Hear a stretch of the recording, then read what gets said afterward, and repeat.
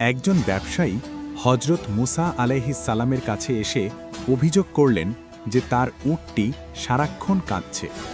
তিনি উটের এই কান্নায় খুব বিরক্ত ও বিচলিত ছিলেন। হজরত মুসা আলাইহিস সালাম উটটির কাছে গিয়ে পরম মমতায় তার কান্নার কারণ জানতে চাইলেন। উটটি উত্তর দিল যে প্রতি রাতে যখন তার মালিক ঘুমাতে যায় তখন সে মালিকের বিছানার নিচে আগুনের লেলিহান শিখা দেখতে পায়। সে ভয়ে অস্থির থাকে যে সেই আগুন হয়তো তাকেও গ্রাস করে নেবে।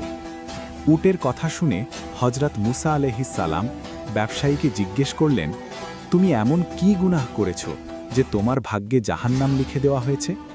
ব্যবসায়ী কিছু সময় চুপ থেকে স্বীকার করলেন যে তিনি সম্পদের লোভে নিজের ভাইকে হত্যা করেছেন।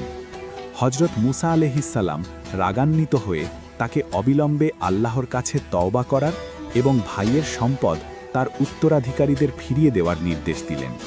ব্যবসায়ী মন থেকে তওবা করলেন এবং সব সম্পদ তার ভাতিজাদের ফিরিয়ে দিলেন।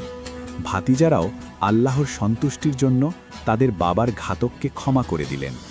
এরপর থেকে উটটি আর কখনো বিছানার নিচে আগুন দেখেনি এবং তার কান্নাও থেমে গেল। শিক্ষা: মানুষের পাপের প্রভাব শুধু তার নিজের ওপর নয়, বরং তার চারপাশের অবলা প্রাণীদের ওপরও পড়তে পারে। তবে সত্যিকার তওবা ও ক্ষতিপূরণ সব সমস্যার সমাধান করতে পারে। আল্লাহকে ভালোবাসেন? তাহলে like, share, comment, follow, subscribe করুন।